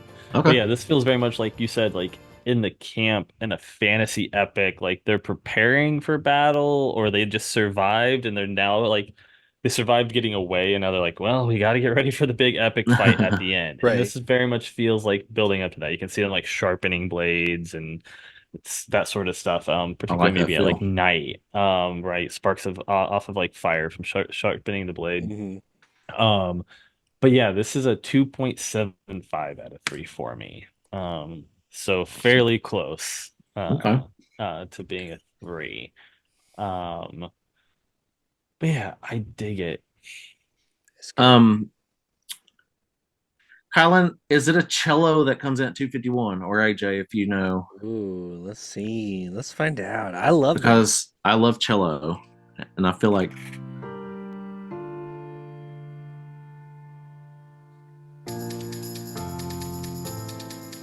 That's a Paper Out tambourine beat. That is. Well, you know what? This is almost like a little bit like Fatboy Slim, right? Oh yeah, Right? Like Yeah. it gets like weirdly dancey. A little Yeah. house, like the Way. British house music. 100%. Yeah, Yeah, for 100%. sure. Yeah. That is like where Fatboy Yeah. Slim came from. Yeah, this I can hear that now that you say like a streets British house Uh-huh. or the like, Like one of the it's- K-pop songs. Yeah, yeah. and that part, it sounds like it's blending with the piano. So I don't know if it's Yeah. actually a cello or if that's just like the richness of the piano. No, you know what? I think it's just the way the piano's mixed. Okay. I think it's got those like oh, dude, this song's so good. Yeah. Okay. Sorry. Screw in the woodshop. This is my favorite song on the record. Okay. Not screw it. I'm being yeah, dramatic. yeah, but yeah. I think this is my favorite song. Huge atmospheric sounding drums is Yeah, an easy so trick cool. to get me to love your song. For I sure. think I don't think you all rated it well on Church Jams Now, but Inevitable by Anberlin on Cities at the end where it's like a war drums, which I'll now Right. refer to them as, come in. Like ever since then, like I just love that sound in songs. Well, Inevitable, I have other problems with. Right. Right. But yeah, this could very easily be like if this was any other band, Like this would be the album closer. Yeah, Yes. true. Yeah. So I have this rated as my least favorite song on the Eric, album. come on, get with What? it. I have Change it, your but, opinion. but Come it's on. a not. It's a. I have it at a 9.4, 4.5 stars. But man, I Bump it think up. I am Come on, going. come on, Yeah, come on. after Just listening to point y'all, one. Just come I'm on. gonna make it a 9.5, Yes. which would make it a 5. No, that's still 4.5. But yes, a higher 4.5. Just a little bit. It's so good. It's so good. Yeah, It you deserves all more love. you all have convinced me. Yeah. So that makes it, why is it tied with Typhoon as my least favorite on the album. Interesting. Yeah. That's wild. So yeah, track 11, The Insect. AJ, do you want to go first this time? Sure. I think this is like a nice come down, right? After the Mhm. track before, like there's a good transition there into And this. this is the second shortest song on the Yes. It's simple, it's beautiful, it's got that piano intro that explodes that I seem to really like. The lyrics are again really poetic, right? Right. Like into the gray with the birds spinning up in the lays. I made a song in the fathoming vows of our love, Eveline. It's got like very Eveline. Peter Pan vibes, like especially in the outro, right? Like the way that it's written about like coming and visiting her room. Like I know it's called The Insect, but it really Mhm. kind of in my mind because like the whimsical sort ofness of this For sure. feels sort of like Peter Pan-y and like Yeah. Neverland to me. Yeah. It also has like weird synths for the first time at like 2 minutes in, somewhere Yes. around 2 minutes in. Like Yep. it's very obviously synthesizers versus synthesizers like synth pads doing something. Mhm. Those are Yeah, I synths. mentioned that. That's something that they do a lot on Your Sparkling Death Cometh. That, like, if I could add something to that album, it would be to add more of that element, I think. But yeah, this is like the first like really obvious example of synths. And so yeah, I dig this. This is another 2.75 out of 3 for me. Awesome. I got to be honest. I went into this album being like, all right, what we're gonna listen to this, but if it's anything like those first ones, like But I'll it's be not. as nice as I can. Yeah. No, and it's so different, and it's so good, and it's obvious. Like, no kidding that Jesse now makes a living being like a composer, right? Like, I Yeah. want to see what this dude could do with the full orchestra. Oh, I yeah, know, that would I know. that would be amazing. But yeah, 2.75 out of 3. Awesome. Kylan? 4 out of 5, baby. Okay. This is a great song. Yeah, I mean, this for any other, like I said for the last song, like most other bands that are doing a sort of like piano-led emo rock kind of thing, like that would be the last song. This would be the lead single for a band like Cartel or something Yeah. like that. Like it's got that sort of like real like piano ballad, almost like the Fray kind of thing. Like Yeah. like this also Happy feels Copeland. like yeah. So the Fray. Yeah.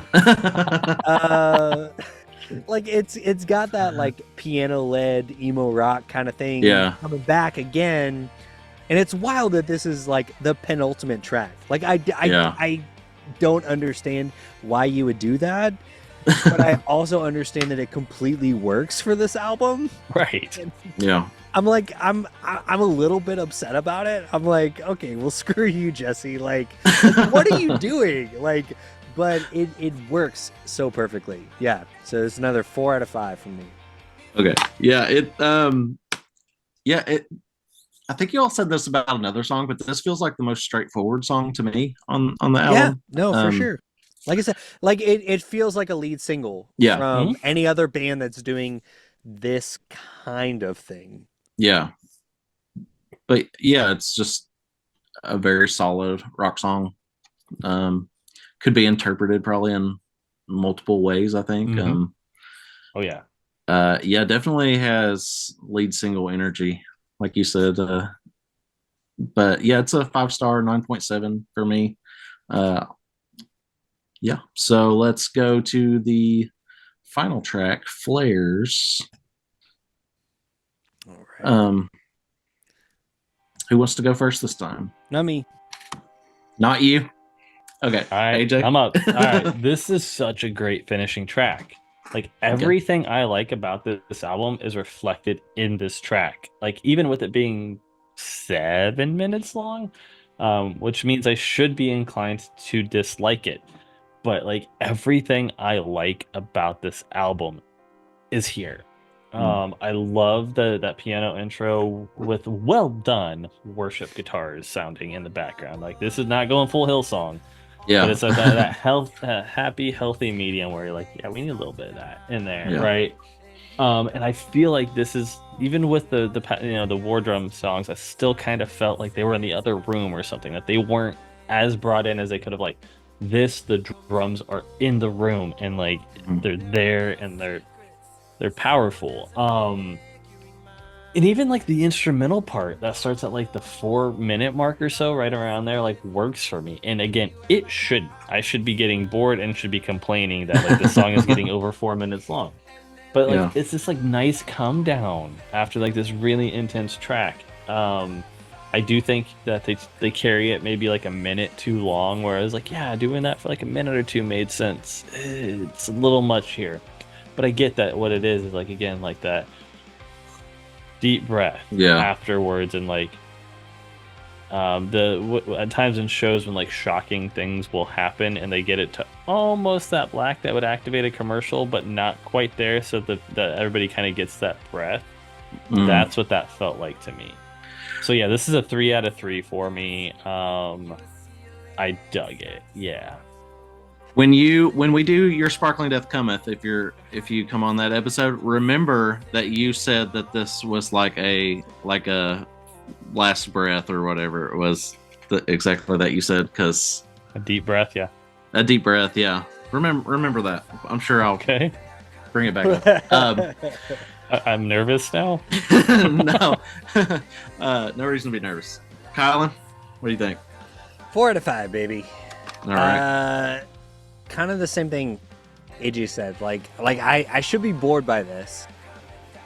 Yes, you should. I really should, but it works. And thinking about this as like ostensibly following up's like last album and last track, they did do a really good job of, I think, sort of tying in elements from all of their previous iterations, their different eras, as you call them. Yeah. Because this has some like heavier guitar moments. But then it goes. This into, feel like this feels like the abstract, piano. the thesis, like the summary of the album, everything captured in one track. I feel like, give me one song that represents this album. Well, not only this album, this band. Yeah. Right? Yeah. In like all of the eras. This is like, this is like that same, like the last 30 minutes of Return of the King, right? Where it's like, oh, wait, remember that guy? Oh, wait, remember this? Oh, remember this? And we're all like, it's a little, and it's a little bit indulgent, but in a way that I feel is earned. Like, yes, like, go off, King. Like, come on, man. like this is it. Like, this is the end. Like if I saw this, if they like played a show, did their final like farewell tour and ended on a song like this, I'm like, oh, everything I understand about this band is sort of like represented right. This one song. It reminds me a little bit of like Fiend from Cities by Anberlin, of like it's really epic, and it feels like a perfect kind of send off. Yeah, I agree with that. Let's see, where did I mark it? So at 3:41, it kind of sounds like a hero is coming to save the day, I think, or something like that. Right here.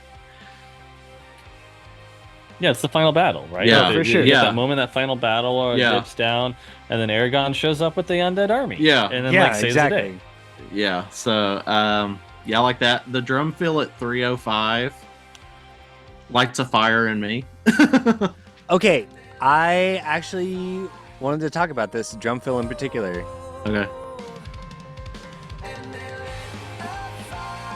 Yeah. I have a very specific note about it. Okay. Because okay, as a drummer, I understand. So like like I can peek behind the curtain a little bit. Okay. As a drummer, that's not like a really technically complicated drum fill. Like Interesting. honestly, it's a pretty easy drum fill to Oh do. wow. But it's one of those kind of drum fills that it's almost like when you hear like tapping on a guitar, Yeah. like Yeah. like it Mm-hmm. seems really complicated, but it's Right. actually very easy. Yeah. That does not make it bad. That Yeah. No, does oh no, not no, no. take away from it. In fact, I think it is one of the most perfect drum moments on this record. Like Yeah. Mhm. Oh, yeah, the drums are it's perfect on it's this album Yeah. or track. absolutely perfect. Yeah. It doesn't matter that it's technically not hard to play. What Right. matters is the emotional reaction you get from hearing that, because Yes. every single time I heard the song I was like, "Oh, that's the best drum fill ever. It's Yeah. so good." Yeah, no, it's perfect. Yeah. It sounds great. I'm glad. See, Colin, you're just you're a music listening genius. I think. I don't know Encyclopedia about of music that. knowledge. I don't know about Yeah. that. I'm Um. I'm like my wife calls me shower man. I'm not uh, I don't go in depth enough to be like Rain Man, but I know enough stuff to be shower man. And I can relate it to other people enough. So Okay. That's funny. Yeah, this is a 5 star, 9.6 for me. Great song, as they all are. Um, I think the like the Lit of Fire, they're coming down here. Or it's not like my favorite like chorus on the album. I think that kind of keeps it from being like a 9.7. right. But yeah, still 9.6. Uh AJ, what are your final thoughts and rating? So this is probably 2.75 out of 3 album. Awesome. I really love like again like the dream rock vibes Mhm. of this album. It Mhm. reminds me of Deus Vale, Mute Math, Copeland, Paper Route, and a band actually funny enough considering they dropped this name, Evil Line, Mhm. that came out 2010, 2011, Yeah, something like I remember. that. I remember them. Yeah, I saw them Sounds about open right. for Placebo.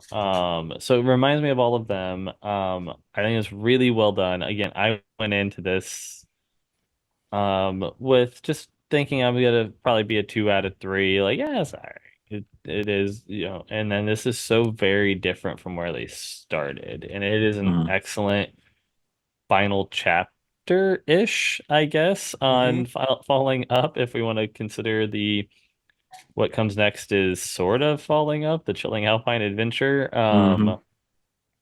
But this is a heck of a final album and would have made a really great first Chilling Alpine Adventure album. Yeah. Right. I've mentioned this before, but I like desperately want a book written by Jesse now because again, I think Yeah. we're like Tolkien-esque territory Hmm. that maybe he doesn't spend 3 minutes right or 3 pages writing about a tree, but still writes about things really beautifully in a way that like I can appreciate. Like had Right. somebody read book 2, which will be out soon enough, and like refer to my writing as beautiful, and then I read this and I'm like, no, no, no, no, you need like this compared to this over here, Yeah. like it's not. And so like I appreciate him not only as like a vocalist, as a composer of music, but just as a lyricist and more specifically a storyteller. Yeah. Um, yeah, he does like they do so many. I say he, but there are other people in the band. Like they do so many unique choices that you're like, yeah, all right, like yeah, this is Yeah. not the standard fare. If you're trying to sell a lot of records, this ain't it. Yeah. Um, but that's okay. And this is a Right. good to great record. Hmm. Love that. That makes me so happy to hear. Kylan, I know you said you give it a 4 out of 5. Do you have any other kind of Yeah. closing thoughts? I mean, of the albums we've covered thus far in this series, this is my favorite. Oh wow, more than All Day Holiday. I think Okay, so. because you gave that a 4.5 stars. I think I'd give this a 4.5 star. Maybe let's put those neck and neck and let's see. Let's Okay, revisit. all right, Um, I like that idea. yeah, I mean it's really long, but I kept continually getting hypnotized by this album. Like Hmm. I got the same vibe listening to this album that I do if I'm like, you know what, I'm just gonna put on Howard Shore's Fellowship of the Ring score, Hmm. right? Like I can just and there's enough on here that I can engage on multiple levels. Like I Hmm. can either like really dig into the songs or I can just sort of let it be background noise, like in the best Yeah, way, Hmm. right? yeah. Like it Yeah, yeah. it has a lot of rich textures that I can Hmm. This and is like a multiple listen album to yeah, catch for Yeah, all sure. the stuff. A for Like sure. hundred I percent. listened to I think 100%. five, maybe six times this week. Yeah. I swear every time I listened to it, I mean, it wasn't until the one, earlier this evening where I caught some of the lyrical callbacks Hmm. that we talked about earlier Yeah, and other things where I was like, oh, that's something different. They just changed something very slightly there, and I caught Yeah. it. Yeah, exactly. Exactly. that's. I think that I can't. I don't think I specifically mentioned that. That's another reason why Falling Up are my favorite band. Like you get so rewarded by multiple listens, and there's just um always something new to discover in the music and the lyrics.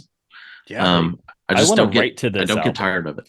I want to write Yeah. to Yes. this album, but I'm also Yes. terrified of like because Jesse does such a great job lyrically that like I'm gonna end up writing is gonna be like, yeah, hi, copyright infringement, man. Like I've written Yeah. this, like, yeah, right. Yeah, So this would be really great. the protagonist of your next book is going to be Eveline.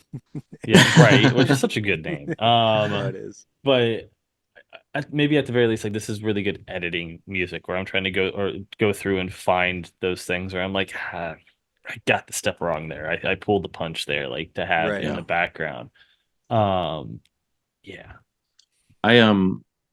I sent Jesse a Bible verse that I came across the other day and said if I didn't see this for myself in the Bible, I would have thought it was Falling Up lyrics. See if you all agree.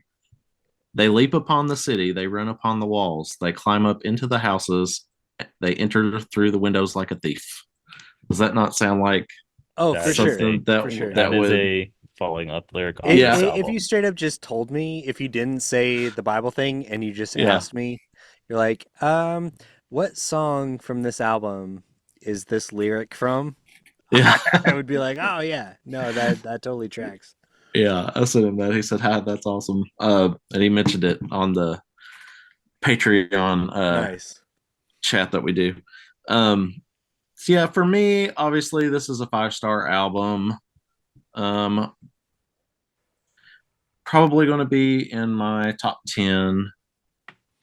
I hate that the same band probably has 3 albums in my top 10 of all time. Don't apologize for Why? that. But Go back like- and listen to the Your favorite 80s band. album or the I 80s know, but discussion. They're The your it favorite feels- Smiths band. album. I'm not It sorry. feels like a very unprofessional move by Ow. like a music critic type person to Nah. That's do fine. that. But like, You like what you like, man. Gosh. Exactly. it's so good. It's just everything that I want out of music. Falling Up delivers on. I think, I get that, man. at least on my 3 favorite albums for sure. So I asked my Patreon subscribers, which if you would like to join my Patreon, it is patreon.com/ineverglow. You can subscribe as low as $3 a month, and you get my mini reviews that I write on there. There's probably 11 or 12 of them on there now. Be putting by the time this comes out, there will be an unedited, unreleased episode of the Everglow show on there. and you get to do things like this. I'm going to try and do this more often and just ask if any of my subscribers know the album that we're going to be covering that week, if they have any thoughts on it. Josh Olson, Kylan's co-host on Church Jams Now, says, I don't have a rating, but this record was much more accessible to me than Your Sparkling Death Cometh. Sorry, Eric. LOL. My my favorites are Hydro and Typhoon. That tracks for Josh. That makes total sense. I love that. So were those my two least favorites on here? I And think normally so. I say Josh is the sane one on Church Jams. Typhoon Well, you gave he's 2.5. more of a pop guy than you would think. 2.5s. Those You are gave the both two of those. poppiest songs. and I didn't think, like so. Joy Electric. I know you're still a little bit mad about that. I know. I'm sorry. Also, just want to thank all my Patreon subscribers. Shout out to WoW Tier Patreon Tim Rogers, Sup, Tim? who he went through a lot of my CCM experiences with me. So if you are a follower of me because of CCM takes and things like that, he was the person who was usually tagging along with me, or you know, or I guess I tagging along with him too. These music festivals and albums and whatnot. So Nice. shout out to Tim. Kylan, anything you want to plug? Your podcasts? I guess I don't know, man. I don't know. If you search podcast, you'll probably find something I've done. Just look up the general idea of podcast. I'm probably involved somehow, some way. You do great work. Thank you. Yeah, I don't know. Yeah. AJ, we mentioned your book at the beginning. Is there anything else you wanna shout out or mention? I mean, by the time this airs, at the very least, stay tuned relatively soon for the book 2 announcement. Yeah. I'm currently working Awesome. on the cover. Are you really already? Wow, nice. Yeah. Yeah. All right. That's all we have for tonight, I believe. Thank you all for watching. Please subscribe if you enjoyed what you heard. Comment, let me know your thoughts on this album if you've heard it. And We promise we'll probably do more K-pop again at some point. we will try to do more For K-pop. better or for worse, we'll do more K-pop at some point. Yeah, as we're recording, Ditto by New Jeans is at 978 views, which is double our most viewed, which just happened to be Jesse's episode. Jesse, please accept your consolation prize. We all love this album. Yes, we love this album, and I'm